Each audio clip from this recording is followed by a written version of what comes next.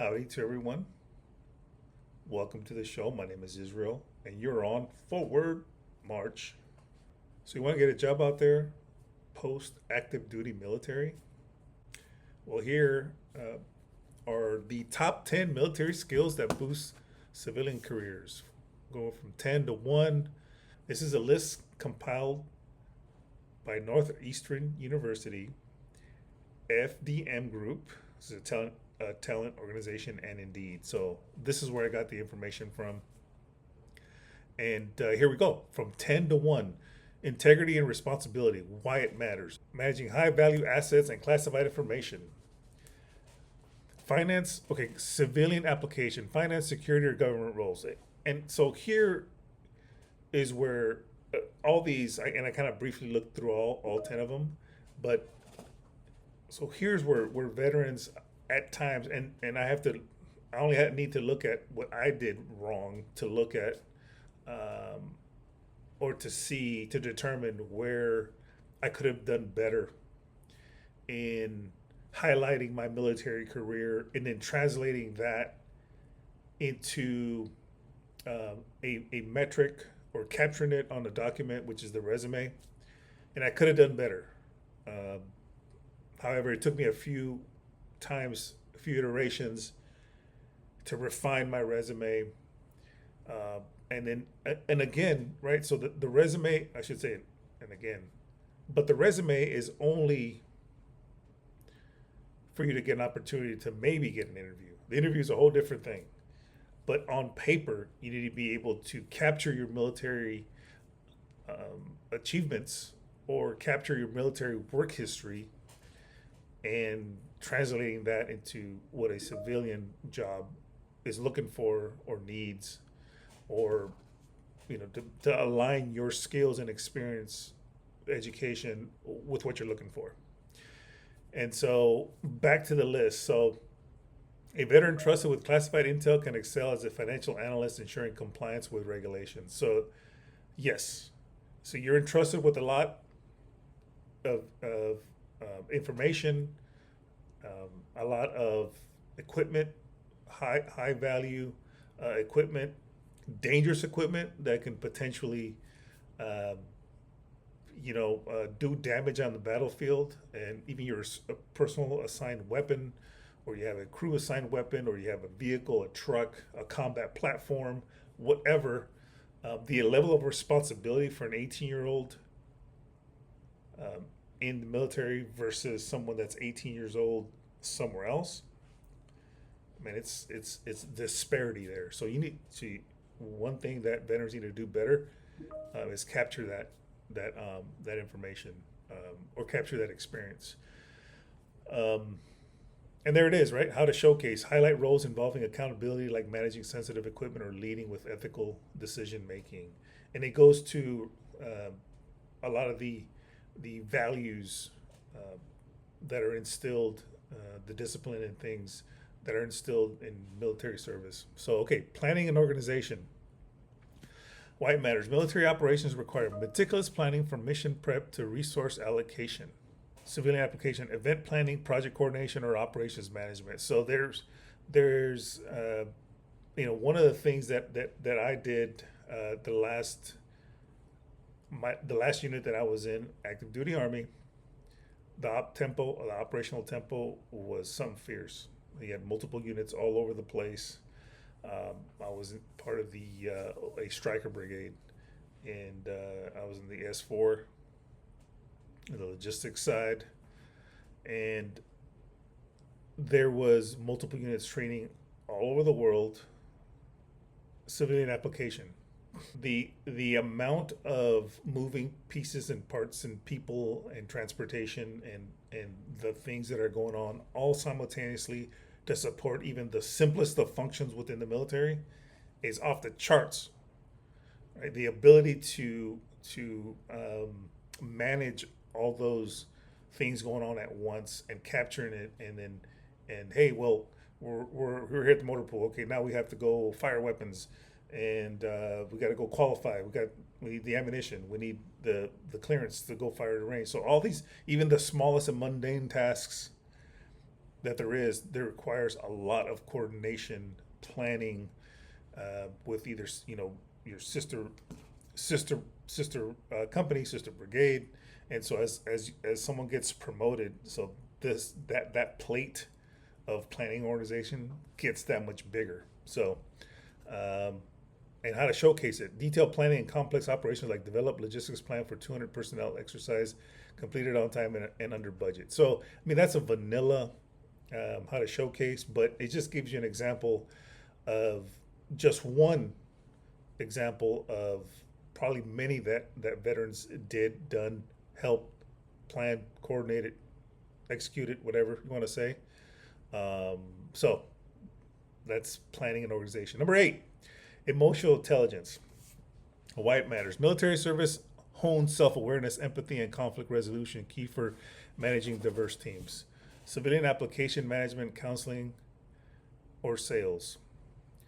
And I mean,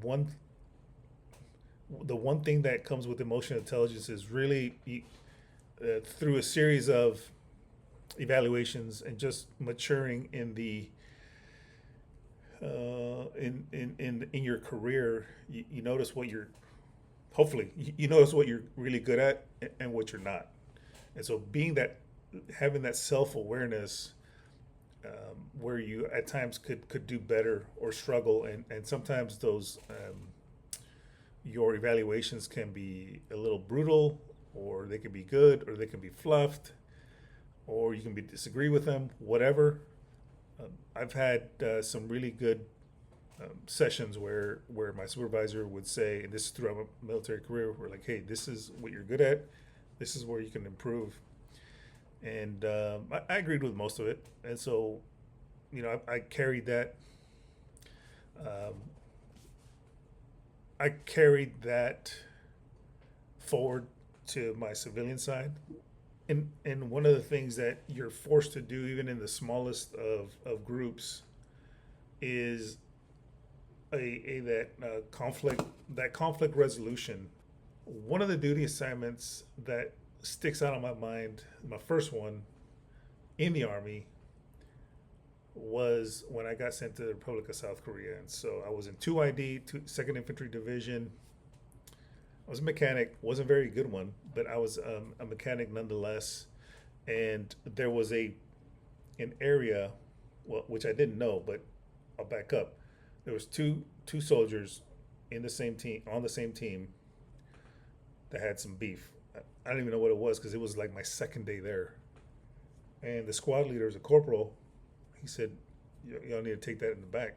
So um, he and essentially, you know, I wouldn't say turned his back, but he was kind of like, "Okay, y'all do your thing." And so one of my roommates was like, "Hey man, we got to go check this out.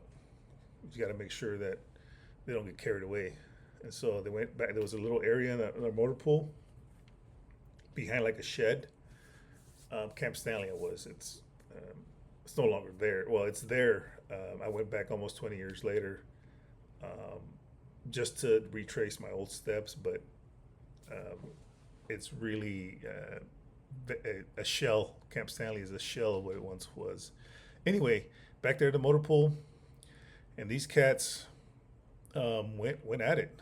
They were not throwing a punch, but they were just headlocks. And I take that back. They said no punches to the face, so they were punching each other, and the neck down.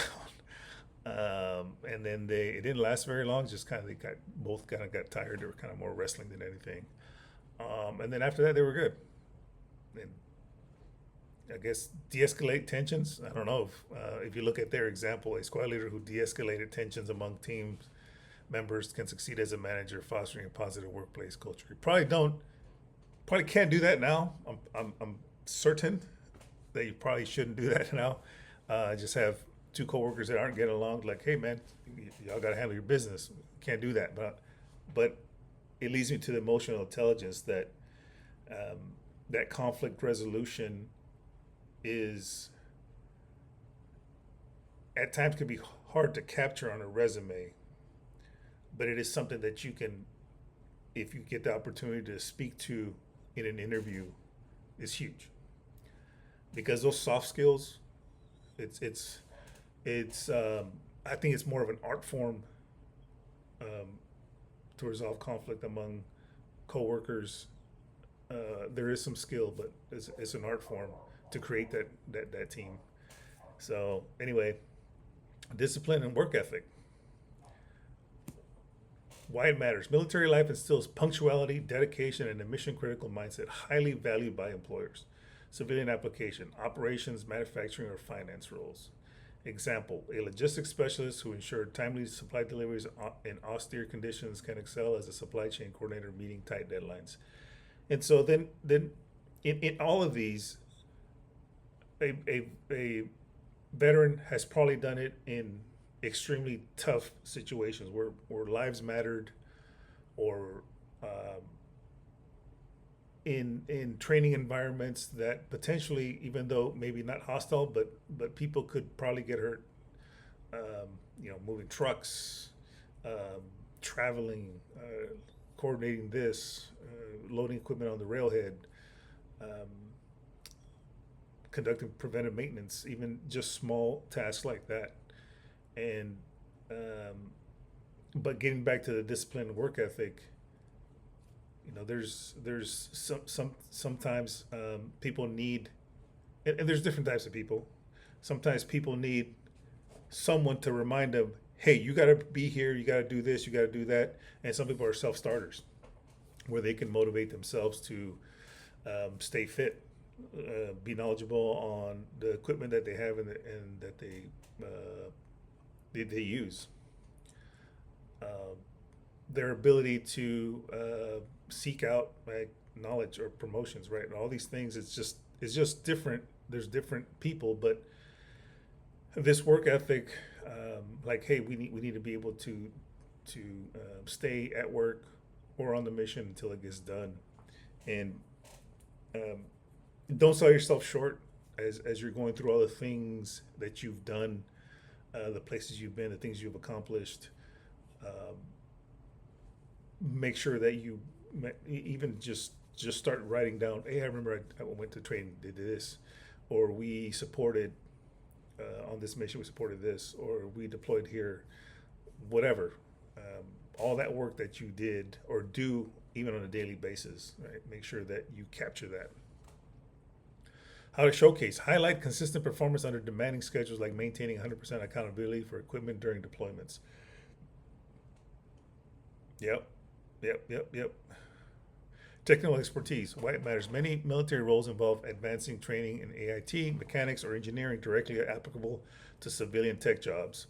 Civilian application, IT specialist, mechanic, or system analyst. Example, a veteran who maintained radar systems can transition to a civilian IT role, troubleshooting network issues for a telecom company. And like I said earlier, that I was a mechanic in the Army. Not a very good one, but I was steady. Didn't take smoke breaks. I didn't smoke, but I was consistent when I was a junior enlisted member. So I just wanted to know the best way to fix it,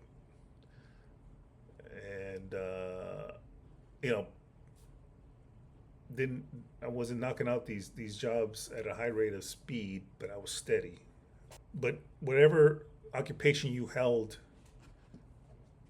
in the service, a cook, mechanic, infantryman, welder, machinist, whatever you did, radar control person, that person on the aircraft carrier that's like this with the helmets, right? You know what I'm talking about. One that goes like that. That guy or gal, if you did all those things, those can potentially translate into maybe not, a lot of the infantry things that you can apply to a regular job, maybe some jobs, but can translate into a civilian job. So if you were trained to be a F-16 mechanic, then in aviation, if you want to do that, then it could translate. So already a trained employee in potentially 80 70-80% of what a civilian employer is looking for in an employee, that veteran has already done potentially, right? So just an example. Communication skills, why it matters. Clear, concise communication is critical in the military, from issuing orders to briefing superiors. Civilian application, customer service, human resources, or public relations. Example, a radio operator who relayed critical intel clearly under stress can excel in HR, mediating employee conflicts with clarity and empathy. So communication skills. So this can be either verbal, in writing, nonverbal, and these communication skills, it's at times a forcing function for you to be able to disseminate information, especially if you're in a leadership position, and usually those leader positions, they're pretty quick. I say usually. In some cases, it's pretty quick. Maybe you're the senior E3, right, or E4, and I know there's some branches where E4 is a non-commissioned officer already. I get it. Army, that's not the case. You're gonna have to, and early on, you're gonna have to be able to take charge of the group of people that you're with, and there's really people can tell you how it is. You can go to school for this, you go to school for that, but until you're in that position where you're leading them, you really won't know. But you'll be able to have to be able to communicate instructions, coordinating efforts, uniform, where to be, what to have, and so all these things matter. That's why you'll see a lot of people with like a notepad, right, and they write information. That was a big thing for me is that my junior leaders to have that, a pen and paper, something to write notes on, because I wanted the lowest, most junior enlisted person to be able to have that information that we all had. And so it's a technique to write everything down on a notebook or whatever. I still do it actually. The job that I have now, I write I write really messy, so sometimes I have to really take time to look what I'm reading or what I wrote. But nonetheless, okay. Communication skills, adaptability. Oh man, military life demands flexibility. New roles, locations, or unexpected challenges are common. Civilian applications, startup environments, consulting, or roles with shifting priorities. Example, a veteran who adapted to multiple deployments across cultures can handle rapid changes as a consultant, pivoting strategies for clients. How to showcase, emphasize experiences like adjusting to new command structures and environments, showing resilience. So one of these things is being able to, the first thing that comes to mind here is PCSing, right? Permanent change of station. You go from one place to another, and you hit the ground running. I mean, you get in processed, whether you're married or not married, and have your household goods shipped, or if you took them yourself, then in process. I mean, that's it. You're at work, already part of the unit. So being able to adapt. I mean, being able to check this out. So you uproot where you're currently at, and then you travel to somewhere else, whether it's fly, drive, or whatever, and you're ready to rock and roll. And that takes a special kind of person to be able to do that. And then, and at times, with a little bit of just knowing where to report to work, where the shop is at, or where the formation's at, or where the company headquarters at. I mean, or battery, whatever, and then you're already hopping and popping. So that adaptability, which is a lot of employers look for that ability to just be able to have an employee that can be able to take the daily stuff, because you know what, some stuff doesn't happen as planned, and so as these priorities change, or the daily tasks change, or something happens that now your primary focus is something else. Being able to, okay, well, this is what I was doing now. Now I got to just kind of adjust fire and then do this, and not just it's not everyone could do that, because some people just straight start stressing out, level anxiety, just start throwing stuff or whatever. You know what I'm talking about. If you're one of them, or you've seen it, all right? Okay, problem solving under pressure. It's huge. Why it matters. Military training emphasizes quick, creative solutions in chaotic situations. A skill valued in fast-paced industries, civilian applications, cybersecurity, emergency response, or operations management. Example: a combat engineer who improvises a solution to repair damaged bridge under enemy fire could thrive as a logistics manager, solving supply chain disruptions. How to showcase STAR: situation, task, action, result, story, and resume, like resolving a critical equipment failure during a mission. So here, the ability, I think this is part of being able to be resilient. So and a lot of the branches have a component to them as being resilient, and they're very varying to varied degrees resilience.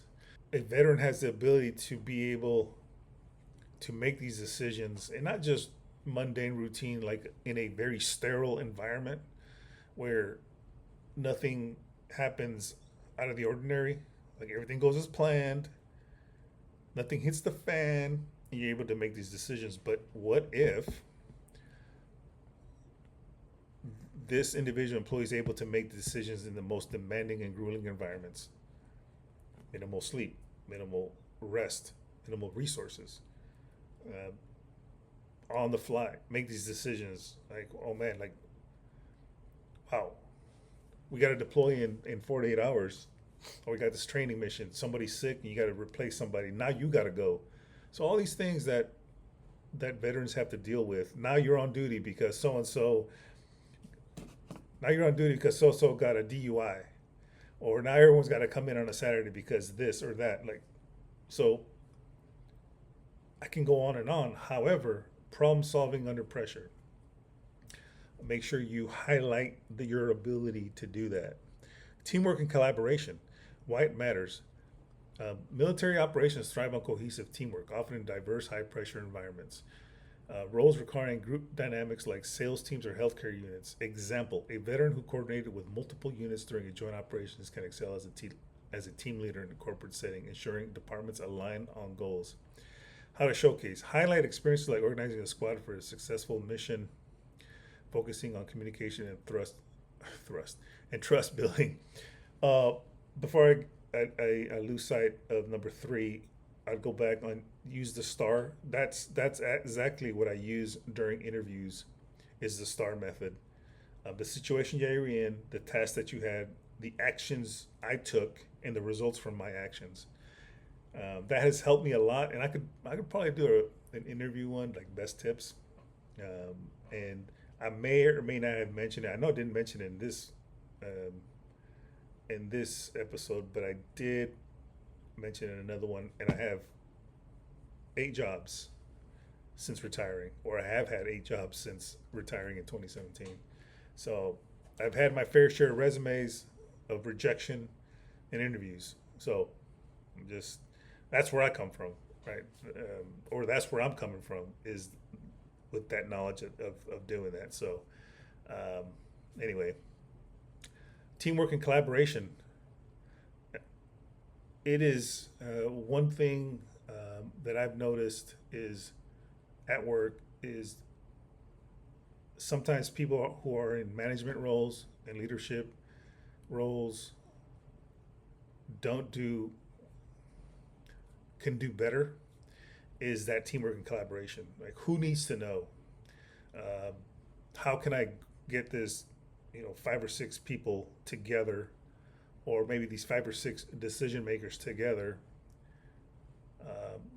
to resolve something or to make a decision on something, and um, that ability to cross potentially different either units or different work groups or different agencies and come together, present a solution or present a discussion topic or whatever it is, whatever you're trying to do, and man, come up with a solution, right? Or come up with some answers, or come up with a course of action.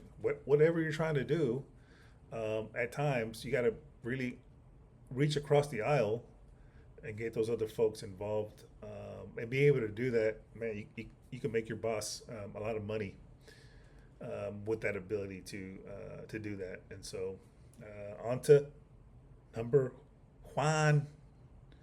Juan Valdez, yes, Juan Valdez. Leadership. Man, he saw this one coming out. He probably figured what number one was. Why it matters. Military personnel often lead teams under high stress conditions, making decisions that impact mission and lives. This translates to management roles in civilian sectors, civilian application, project management, team supervision, or executive leadership. Example, a platoon leader managing 30 soldiers in a combat zone can transition to a project manager role at a tech company overseeing cross-functional teams to meet deadlines. How to showcase. On a resume, describe leading a team to complete a mission under tight timelines, emphasize decision making and motivation. Why leadership is number one. Leadership is ranked number one due to its universal demand, development under high stakes military conditions, and direct applicability to civilian management roles as supported by sources like Northeastern University and Indeed. So, and leadership is enormous, and it's so broad. And the great thing about leadership is that you don't necessarily have to be in a leadership role to have showcase your abilities or to showcase your skills in leading somebody or leading a team. You could be, the frontline employee and have the ability or have leadership skills, either by formal training, or sometimes it comes naturally to certain people, or through experience. But leadership is a tough one in the private sector, and I'll tell you why. Having the ability to showcase your leadership skills post-military when you're trying to get into a civilian job is extremely important, extremely critical, because what I'm finding out is there's a lot of organizations, agencies, and industries that lack it. Not everyone who is in a management position is a leader, and leadership and management are not synonymous with one another. And I've noticed that even with my supervisor's post-military career,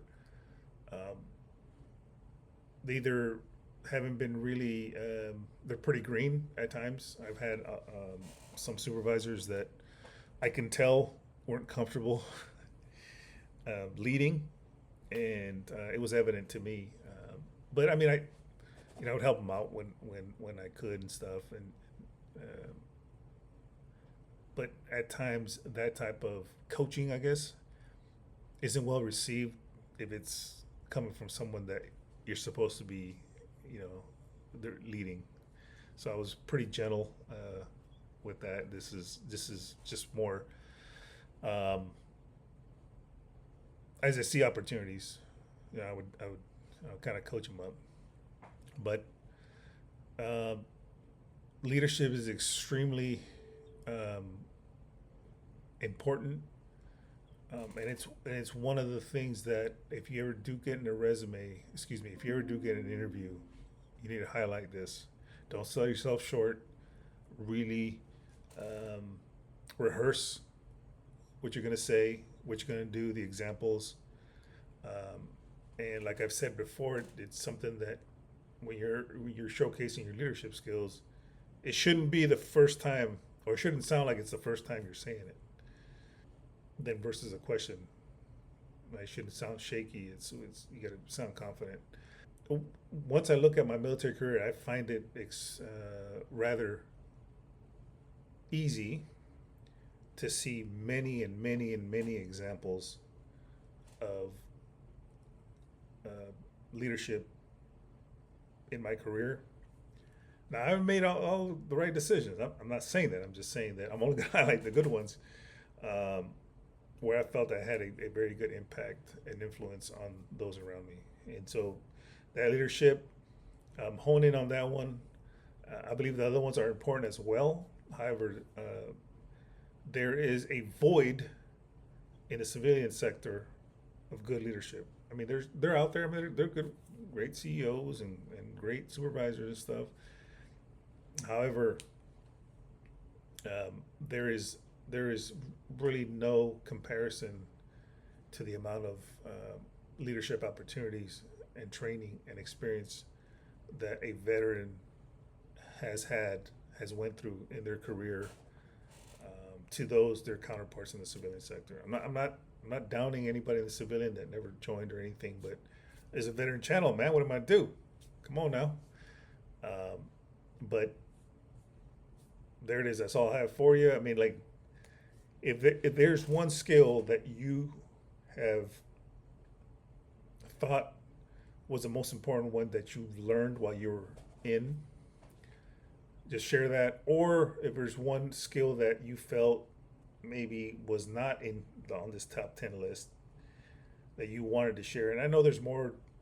These aren't the only ones, but just, yeah, if you want to comment or whatever. But that's all I have. Stay safe out there. Watch one another. 6.